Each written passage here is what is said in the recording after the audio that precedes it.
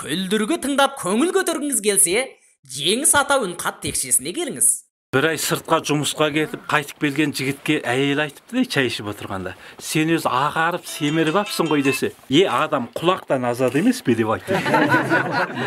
Бір мажан ойнап, қаңғып тоқтамайтын біреу бар екен де, содан кейін 2-3 күн деген көзі қып-қызыл болып, бет аузы ісіп әк. Сөйтіп ұтылып, кейпі жоқ әреңге отырып. Соңын дастархан жайып қараса, бауырсақтар төрт-түріш емес пе?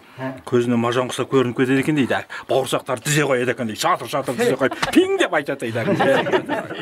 Содан әйел ұрсып, сен мажаңнан басқа сенің түкте миыңда ештеме жоқ. Жалғыз балаңның туылған күнін білесің бе, жалғыз балаңның? Есі айтады дейді, білемін, мен Тужикадан 300 ұян ұтып алған күні туған деп айтты дейді мажаңнан. Екеуіміз қай күні үйлендік, соны білесің бе сен десе. Шалқыбай мажаңнан деп айтты дейді. 1000 ұян ұтып алған күні деп айтады дейді. Қолын жуып беріп, әйелін айтады дейді, орамал сұрап жүр ғой. Қол сүртетін мажаң бар ма деп айтты. Күнді шықпеп үйде жұмыс істемей, өз айғайда пәле шығарғаннан кейін әйел қашып кетіп, артынан тез жолдамадан көйдейден бір қағаз қолды үйға салған бір немені беріп жетті дейді, жолдама. Жұмыс арған шығар, қайтып келетін шығар деп ішін ашса, бір кішкене тегешке өсірген гүл екен дейді. Соңын қуанып қапты, көрсе, ол тікен гүл екен дейді, есіріп қойған. Соңын бұл қалай болды деп, әгінің ішінде тікен гүл ғой, бір қағаз бар екен дейді. Қағазды алып оқыса, бүйтіп жазып, оңбаған сол, мына гүлге отыр деп жазып. Ұрлық істеп, төбелес шығарып бүйтіп, содан сақшыға ұсталып қалған бір жігіт бар екен. Соның артынан әйелі барып, міне жерде қалай, жағдайларын қалай десе, әгі жігіт айтады дейді. Еш қайда шығармайды, қозғалсаң болды, күзетші ұрсады, тамағы да жетісіп тұрған жоқ, бейне біздің үйіміз ұқсаған деп айтты дейді. Зардай үлкен кісі нәсір жатты да, көңілін сұрағалы сырттан бір адамдар келе жатты. Соны бір бала, соны тамаққа келгенде ыстық балау бар ғой. Соны әкеп қойған кезде содан қалақпенен көсіп ауызға біреу салып жіберіпті де, жұтайын десе ары қарай ыстық қой бірақ күйгізеді. Көзінен жас ағып кеп, аузын ыстық балау салып алған ғой. Шығып бара жатқан кезде, нәсір жатқан адам жүріп кеткен екендер, сырт жағында біреулер жылай жөнелді дейді. Біреудің түскен келіні темекі тартады екен де, соны атасы айтады, біздің үйге келген түтін деп айтты дейді. Қыста жұмыс істеп қайтадан келген жігітке енді әкесі бар, шешесі бар, жеңгесі, ағасы бәрі моншаға түстеп ұрсып жатыр дейді. Анау кір-кір жүреді дейді, отыра береді дейді, сас теріс сас. Соны бәрі қаптап енді түйсік ойланған кезде айтады дейді. Адам қыста моншаға түсем екен, осы да шатып береді екен осы деп.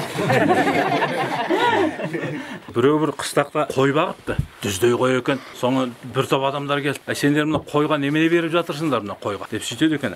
Содан кейін қойға сол жоңышқа, көк шөп дейді. Одан басқа да әртүрлі шөптерден беріп жатырмыз деп сөйтіпті әгеге. Сендер ана қоршаған ортаны, жасыл ортаны бүлдіріп, сендерге айып саламыз дейді екен әгеге. Айып саламыз деп әгедерге 200 ұян айып салып кетті әгеге. Оның артынан ертеңінде тағы бір топ адам келді. Сендер мына қойдарға немене беріп жатсыңдар деп сөйткен кезде, ой қалған құтқан тамақты беріп жатырмыз. Ана қалған құтқан тамақтың бәрінде ол қалған тамақтан адамдар ауру жұқса қайтесің. Саған тағы да айып саламыз деп әгі 500 ұян тағы айып салып тастап. Бір апта өткеннен кейін тағы бір топ адамдар келіпті. Мына қойға немене беріп жатырсыңдар деп. Сөйтіп қойғынғы өзіміз жеп жүрген нан, болка, ойғынғы алма, прәндік, ана бал бірдеме беріп жатырмын деп сөйтіпті.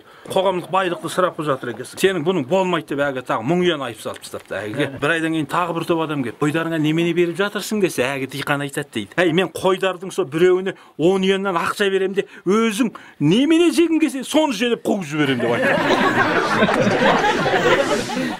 Bilimde әйел çeşen söyleydi. Kormalı әйел kösem söyleydi. Cigerli әйел жалынды söyleydi. Sulu әйел akıldı olsa külümdep söyleydi. Akmak olsa dürüldep söyleydi. Ösekçi әйел ötürük söyleydi. Pelikor әйел ökürüp söyleydi. Ökürüp söyleydi. Mensepte әйел akılsız olsa akırıp söyleydi. Akıldı olsa үлкен кіші ауылды берекеге шақырып сөйлейді. Салпылдақ әйел сапырып сөйлейді. Пәлеқор әйел bir pelege çatılıp söyleydi. Süykümsüz ayel başkaga tilin batırıp söyleydi. Akılda ayel kuyevin maktay söyleydi. Akımak ayel kuyevin dattay söyleydi. Koymaş ayel kutundap söyleydi. Alayak ayel cıltındap söyleydi. Akılda ayel aytatın sözlü gana aytıp akırın söyleydi. Aramız ayel solayma alayak görüngen dep sıykırsıp jasırın söyleydi. Ankavayel oybay kız günümde süйтіп büyütüp anau japsıp oybay sütkö sudu kosup da sattık koy oybay kuyovun ağzı sasık dep bar sırın söylüyor. Jutkuş ayel keşke de inetçedik ettiğin hepte mezim oldum balam kelin yetim durap bir köşte bir çizim muzdatkuş ortalap barat dep toyup alıp kekirip söylüyordu.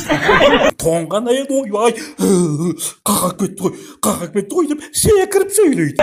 Ösökçe ayet tükönün balası asırandı tükön pelerinin sıyırın urlap soyup jebelgan sekildi lepirip söylüyordu. Yelde arandap жүрөдü. Көрüngen jerde жалаңдап жүрөdü. Ösök aytpasa ökbös sağa binadı. Pele kala mаңынан табылады. Çarkış ayel kuyövüne esik nege akırın jappaysың? Çapanыңды неге мен көрсөткөн элгишке келмейсиң? Сен эчтемени билмейсиң деп карадай соктугуп чатынап сөйлөйдү. Ол урсуп күйөөгүн жуаш жаныбарына айландырып эртеп минип алган. Ондай күйөөлөр үйүнө кайтатын кезде Аллай, энди үйгө барамыз деши деп кыйналып жүрөт. Жалкабай арканы жаба сал, жаулугумду бере сал, басым ооруп белим айланып тур. Үн чыгармаңдар деп жатып ап сөйлөйдү. Кашан барсаң үйткөн койдай деңки еді. Казан жағы сасып тұрады, пысырған сүтті тасып тұрады. Перекор әйел, ойбай, нашар сол, ала түспейсің бе, ақ жөндіріп алмайсың ба? Мен болсам бар ғой, сотқа беремін деп, пәле қаланы сатып алып сөйлейді. Мұндай күйеді қаштан елдің бәрі қашады, өті толып кетеді, жүрек тамыры солып кетеді. Саңырау әйел, немені дейсіңдер, деп саңқылдап сөйлейді. Жігері құм болып отырады, отбасын ойбайға толтырады. Ялчақ әйел, байқамай таудағы қайнағамның атын айтып алыппын, алан ашық көйлек кисем, ұят емес пе деп сызылып сөйлейді. Сүйкімсіз әйел, осы моладан тойдым, ойын күлкіні қойдым, елдің қатындары алай, түгеннің байы бұлай, әгінің байы бейтіп жүрім, түгеннің байы сөйтіп жүр деп бұзылып сөйлейді. Қағынған әйел, оның байлығы менің шайлығым, мен көрмеген баспен сирақ емес, екі аяғын бір етке тығамын деп қайдағы сөйлейді. Өкпөші әйел, мен неге шақыра салмадың, алдымен маған неге айтпайсың, байыма неге жақсылап амандаспадың деп өрчөтіде сөйлейді. Өкпөші әйел өмірге өкпелеу үшін жаралған, көтеріп жүрген қоржын өкпесі болады. 10 сөзінің 9-ы өкпе. Тойға жиылыстарға жақсы тілекпен бармайды, өкпелеу үшін барады. Айналасын өкпелеп қорқытамын дейді. Онымен бірге өкпелеп, бірге қашысып, ақымақ байы жүреді, оларға ел күледі. Сұрамчақ әйел сұранып сөйлейді. Мынаны мен алайыншы, мынау не деген жақсы құрт, сармайыңнан берші. Өзің алдың ба? Алма салып әкелген сөмкасын құртпенен майға толтырып қайтады. Ұятын сол ауылға қалтырып қайтады. Салпылдағы әйел, баяғыда ол екеміз отынға барғанбыз, олардың есегі құйға түсіп өлген, дүкенге бара жатып бір ит көрдім, алқаштың иығынан бір бит көрдім деп сандалып сөйлейді. Естігенімен көргенін келсін келмесін айта береді. Ондай адамның артынан шайтан ереді. Салақ әйел, осы менің пысырған наным ылғи негірнен болып шығады. Көженің түбі қарлық балдау деймін деп бұтбұрап сөйлейді. Салақ әйел, қоқсық тұра берсін. Ертең төгеміз ғой, жуатын кір тау төбе болып жатыр. Болды кие берші, кие аздау біреуін алмастып, киесесің болды ғой деп сандалып сөйлейді. Қарау әйел, түгенге түген бергемін, пәленге пәлен бергемін, ылғи бергенін ғана ойлайды. Ондай жанның ақылын ақша кеміріп кеткен болады, адамдығын дүние жеміріп кеткен болады. Сыры білінген сайын айналасы алыстай береді, жалғыз қалады, ешкімге болмай керегі. Ақылды әйел көп болсын, ақымақ әйел жоқ болсын. Қазақша картон фильм іздесеңіз, Жеңіс ата үн қат текшесіне келіңіз. Күйеуінен қорқудың пайдасы. Әзіл монолог. Авторы Жеңіс Рысқанұлы. Күйеуінен қорыққан әйелдің оты маздап тұрады, қойы қоздап тұрады. Әй, бұрынғының шалдар-ай, біреуі бір қаншадан алып, чып-чырғасын шығармай басқарған.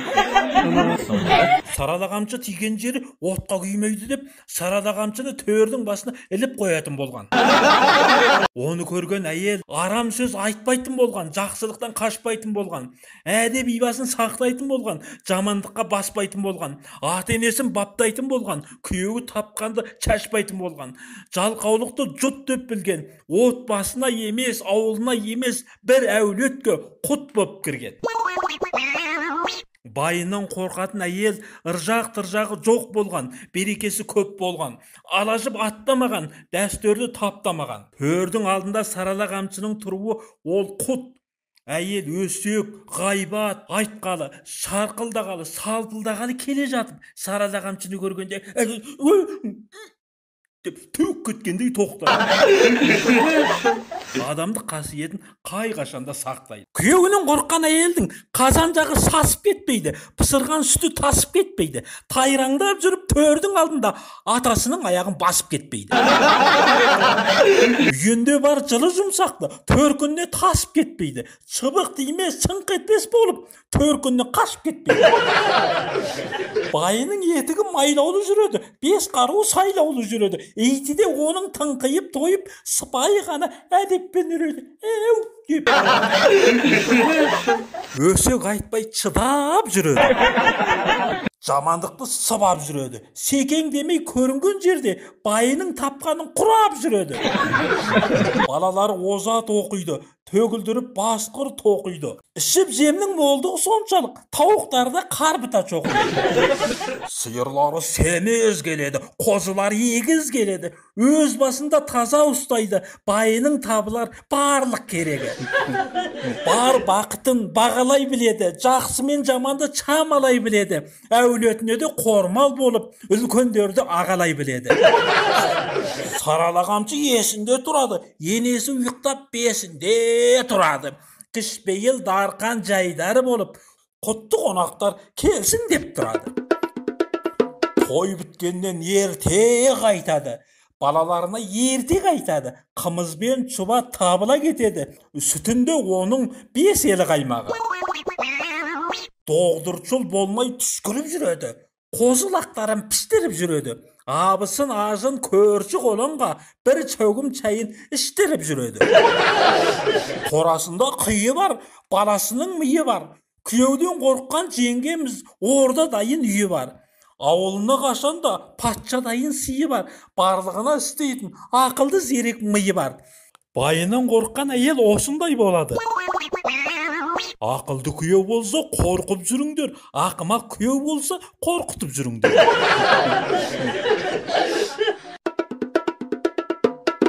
Күлдіргі тыңдап көңіл көтергіңіз келсе, Жеңіс ата үнқат текшесіне келіңіз. Қазақша әзіл қалжыңның қайнаған жері Жеңіс ата үнқат текшесі. 2020 тышқан жылғы қыран күлкі. Әзілкеш Жеңіс Рысқанұлы.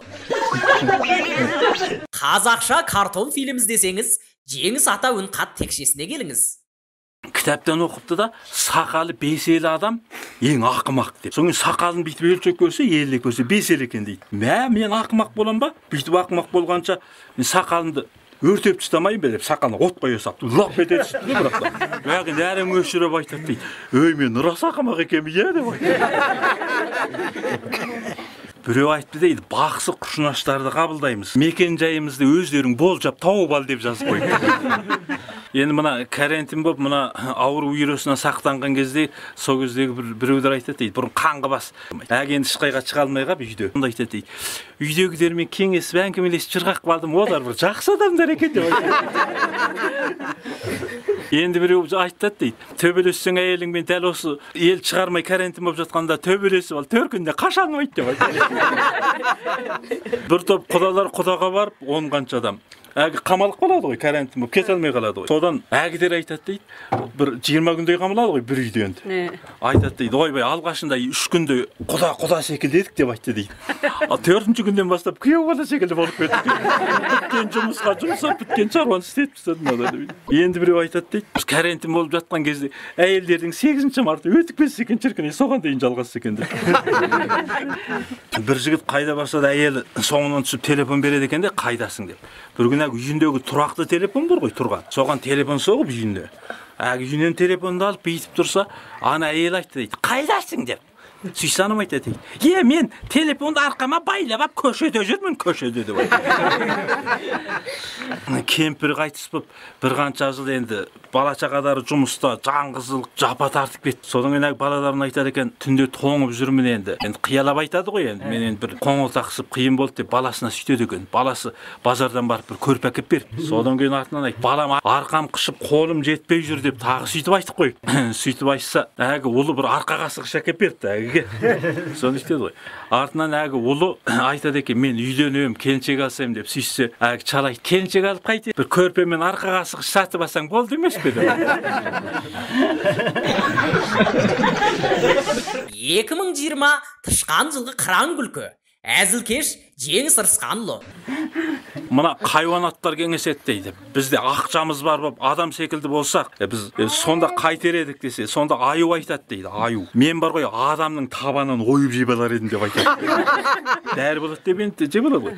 Таспақ айтады дейді, мен мол ақшам бар болса, мен ғұмыр қамсыздандыруына қатынасар едім деп айтады дейді. Ол 500-600 жыл жасайды емес пе? Енді түйе айтады дейді, мен егер түйе айтады дейді, түйе.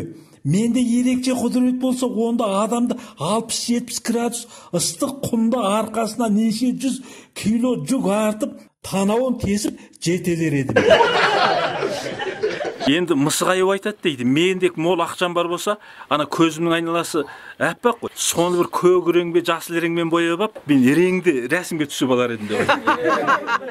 Енді ара айтады дейді, ара ұшып жүретін, ара айтады. Менің көп ақшам болса, ана көллөктіп жатақтан кетіп, өзім жеке бір үй салып алатын едім.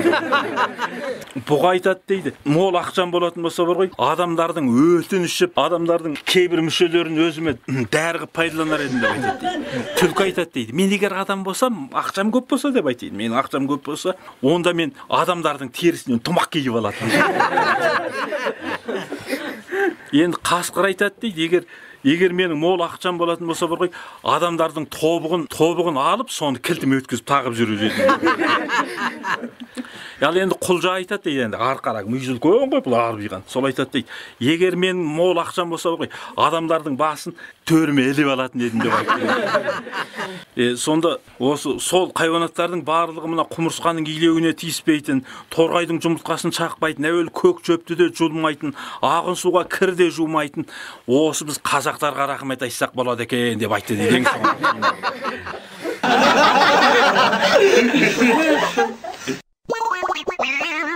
Есекке мініп ап бір кісі қалаға барады екен де есекке. Соңын қызыл шырақтан өтіп кетіпті ары қарай. Соңын 10 үйен айып саламыз деп сөйтіп 10 үйен айып алып апты. Соңын анаған ұрсып жүрді. Ей, сен деген бір есексің сен.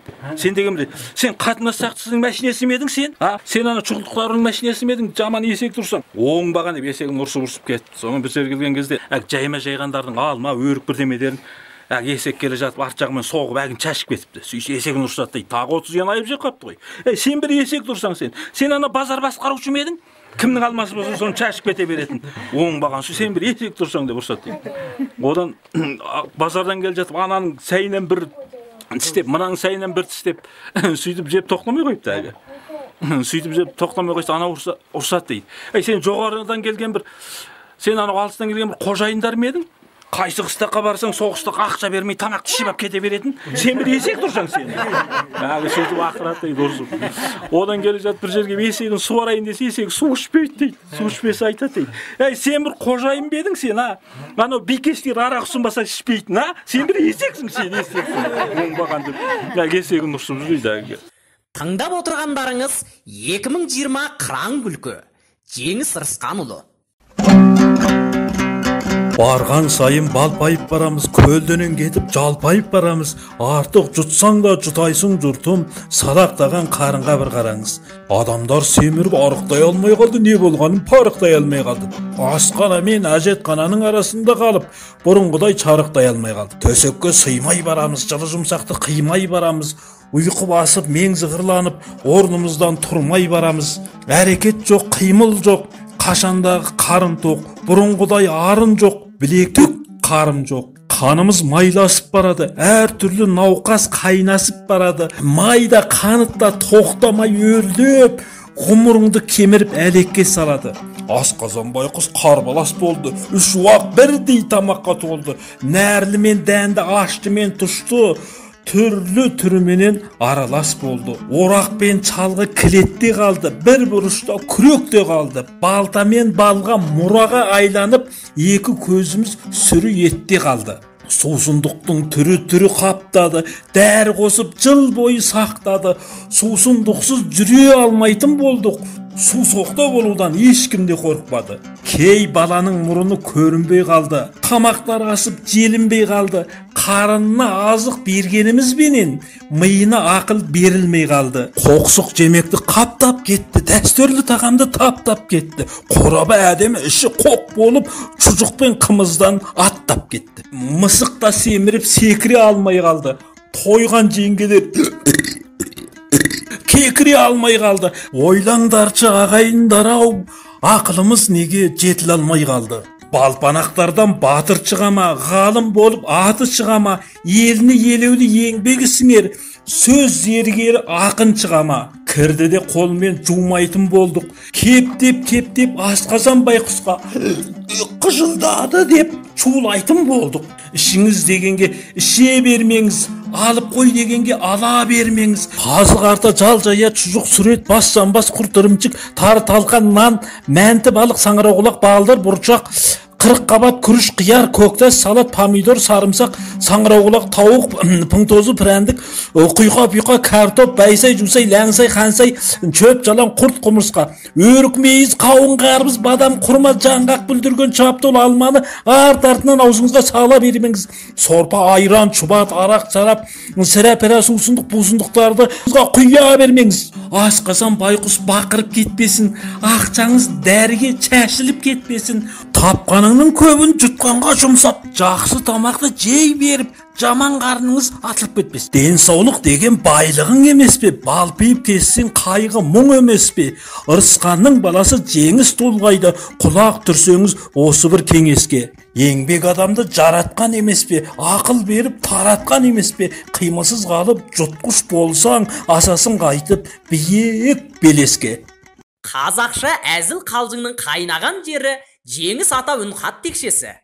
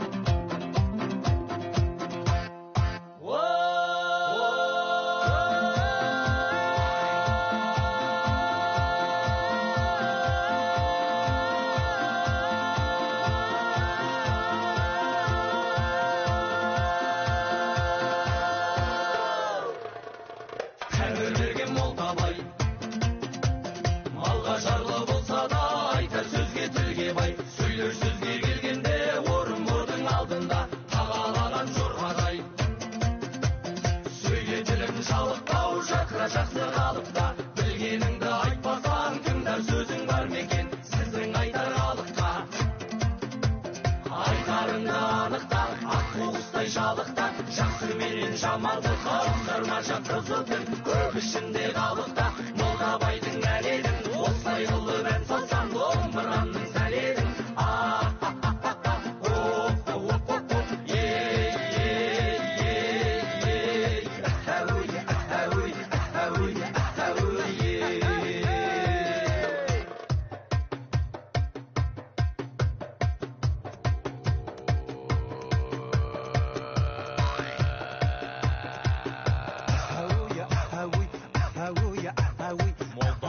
Молдавай,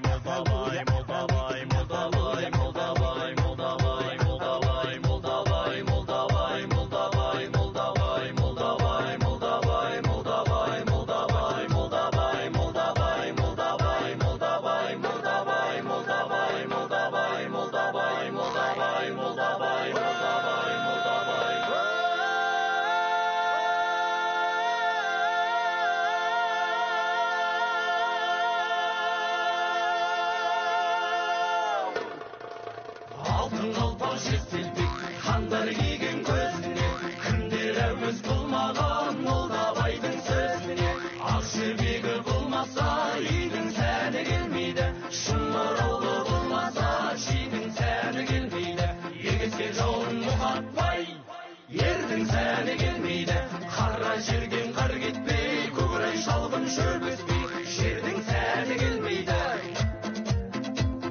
қызыл жасыл киінбей қыздың сәні келмейді аққу ұшып қаз қонбай көлдің сәні келмейді молдабайдың әнедің осылай қылып ән салсам домбырамның сәнедің